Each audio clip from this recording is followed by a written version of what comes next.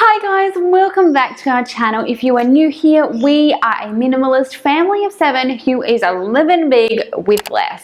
And today we're going to be talking all about minimalist hospitality, how I do it, where we do it, why we do it, and how to keep it simple and uncomplicated so that if you are currently avoiding having people over, how to turn it around and how to keep it simple so that everyone has a fantastic time.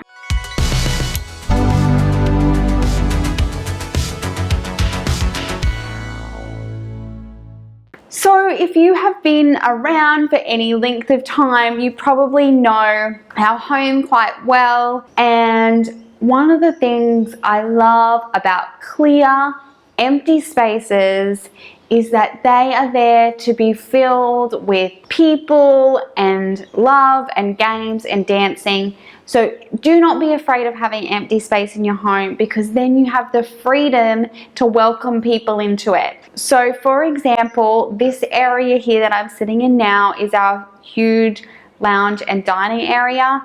It actually is not that big. It just feels really big because we don't have a lot of furniture in it. And this allows us to transform this into a big eating area. We can put another table along the window as well as pull out our long dining table. We have had 20 people for lunch, no problems. And we just keep it super relaxed. We pull tables out, pull chairs out as we need it. The more the merrier, but those empty spaces and multi-use spaces allow us to do that.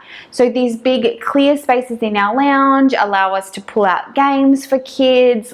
When we have kids for a play date, I could pull some toys out in the lounge. I could talk to my mum friends and the kids can play in front of us or give us a dress-up show, whatever the case may be. Clear spaces, multi-use areas in your home are the best way to have the freedom to bring lots of people in and get them and let them feel relaxed in the space. So my second tip for you is food does not need to be fancy. This goes beyond the food itself, but I have never gone to someone's home and been like, how dare they not serve me good china? I am so happy that they've opened their home to us, that they're going to feed myself and my family. I care 0% about what they serve the food on. I'm there to see them and enjoy their company and eat together. Do not be afraid of using paper plates or using whatever plates you have, even if they're mismatched or are not perfect. You know, in the immortal words of Dr. Seuss, those who matter don't care, and those who care don't matter.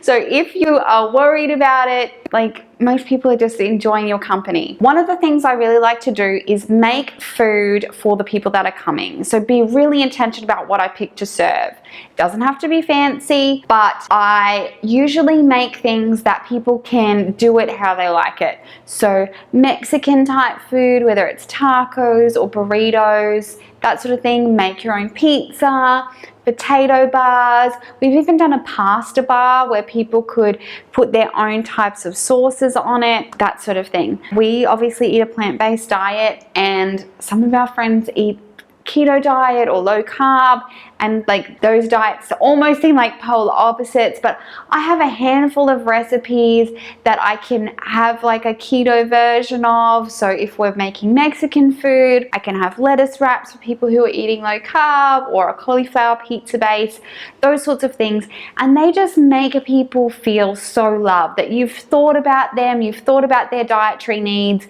and they'll be so happy that you thought of them. They won't care that they're just having pizza or just pasta or whatever. So keep it simple. Don't have to be slaving all day in the kitchen. Just enjoy yourself. My third tip for you is the little touches can be super simple but so meaningful. Like I said with the food, whether it's that you're preparing something they like. Something that we've done quite a few times is we have these plastic champagne flutes that I got super cheap. I think they were like $3 from the grocery store.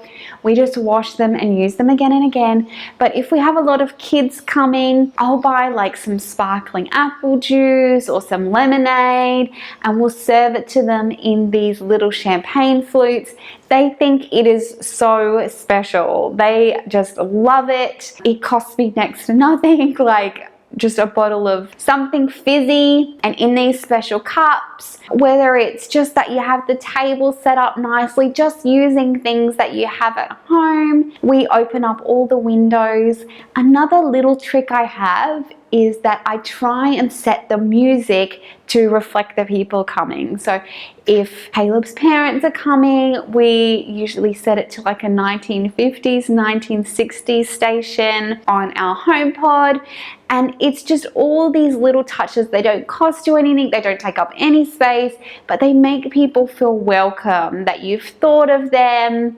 And they're just those little things that make it super special. So my fourth tip for you, if you have children, is teach your kids hospitality from a very young age. So whether you've got a whole family coming over for dinner or it's just a play date with some friends, we really encourage our kids to think about hospitality. So before friends come, I always say to the kids, okay, well, what are you thinking about doing with your friends? So they might have a board game planned, or they're going to get out the dress ups, or have a certain toy set up. I'll say, what did they enjoy last time they came to play? And these things just help kids get in the mindset of not thinking about themselves, but about thinking about somebody else. So we'll usually have a few things planned. Maybe they'll do some sort of cooking, or they'll do it together. So we'll make cupcakes, or we'll have a special morning tea planned or afternoon tea planned when they're coming.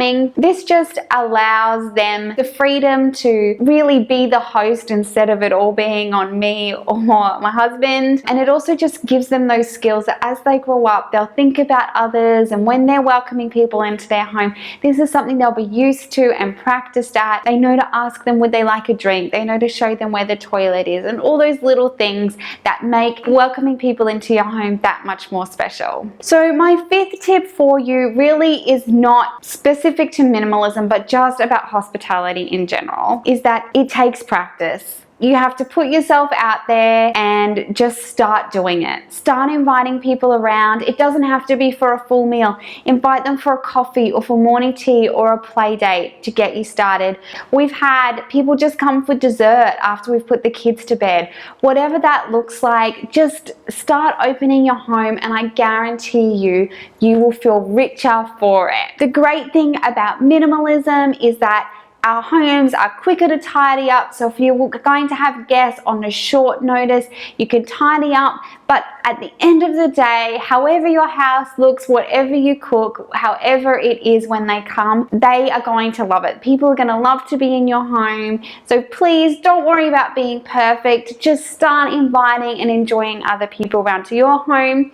I'd love to hear if you guys have any tips for minimalist hospitality, or those little touches that you do to make people feel welcome in your home. If you like this video, please give it a thumbs up. We'd absolutely love to have you subscribe if you're new here, and I will catch you guys in the next one.